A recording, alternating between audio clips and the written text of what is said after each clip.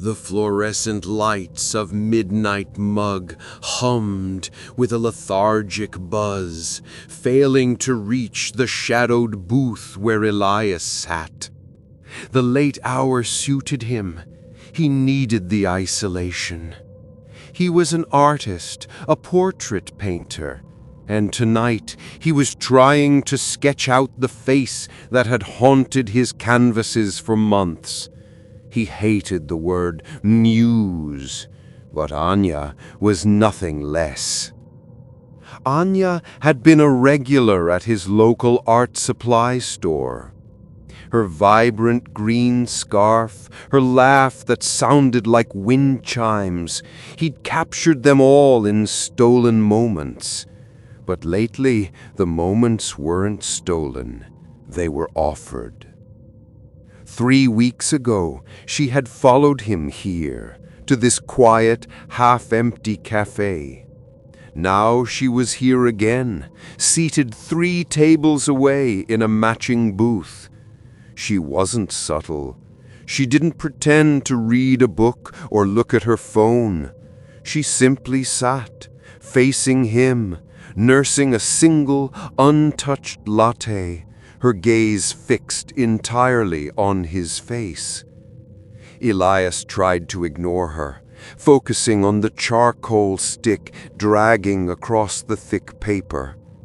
He knew he should leave, but a twisted part of him, the part that fed his art, found her intensity validating. When he finally looked up, his stomach clenched. Anya had pushed her booth table aside and was slowly, meticulously running her index finger along the edge of the vinyl seat, trailing it toward the floor. Her eyes, magnified slightly by her glasses, never left his. He swallowed hard and forced a weak smile. "Evening, Anya." She didn't smile back. Her lips remained curved into a strange, unsettling half-moon of contentment. "Elias, you're concentrating. It's beautiful. I love seeing the lines you make." He quickly covered the sketch pad with his arm. "It's just a rough draft." "No, it's not," she corrected him, her voice suddenly sharp. "It's me. You only draw me now. I know." The casual confidence in her statement chilled him. He gathered his supplies hastily. "I'm actually wrapping up. Early start tomorrow." He stood, throwing cash on the table for his coffee. As he reached the cafe door, he glanced back. Anya hadn't moved.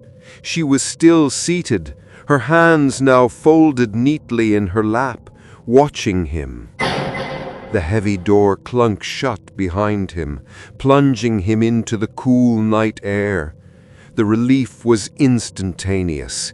He walked quickly, keys already in hand, convinced she wouldn't follow him far. But as he approached his car, he stopped. There was a piece of white cardstock tucked under his driver's side windshield wiper. It wasn't a ticket. He ripped it free. It was a photograph, printed in high resolution. It was a picture of him, taken just minutes ago, hunched over his sketch pad in the cafe booth. The angle was bizarre. It was taken from the adjacent booth, right behind his head. The depth of field was perfect, capturing every thread of his worn wool sweater.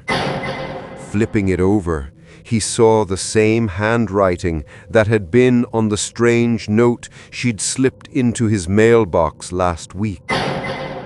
"You are not leaving until you finish me."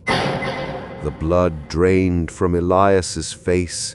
She wasn't in the cafe anymore. She was outside. She must have slipped out the back while he was paying.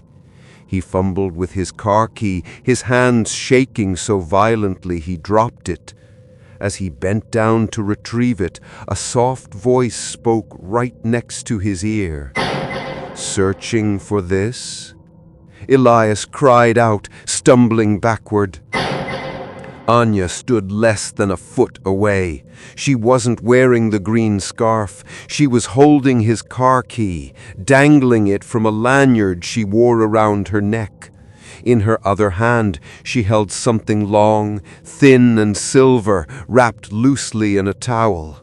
It was a palette knife, the kind he used to mix his oil paints, but it was disturbingly large and razor-sharp. The tip glistened faintly under the streetlights. "You see, Elias," she whispered, stepping close, her eyes wide and wet with manic devotion. "I want to be your masterpiece, and masterpieces need to be truly fleshed out." Her smile widened, and she raised the knife not toward his chest or throat, but gently toward his face. "Don't worry," she whispered. "This won't bleed much, but the pigment will be perfect." The police report filed the next morning noted the gruesome discovery of Elias's abandoned vehicle and the large pool of blood next to the driver's side door. What they never found were his remains. What they did find, carefully placed on his empty cafe table, was a new, intricately detailed portrait. It was unmistakably Elias, but rendered in frighteningly realistic 3 dimensions. The eyes of the portrait were uncannily lifelike, glazed over and set deep into the canvas. A small, dried, dark stain marked the cheekbone. Underneath, in Anya's neat, block handwriting, was the title, "Finished."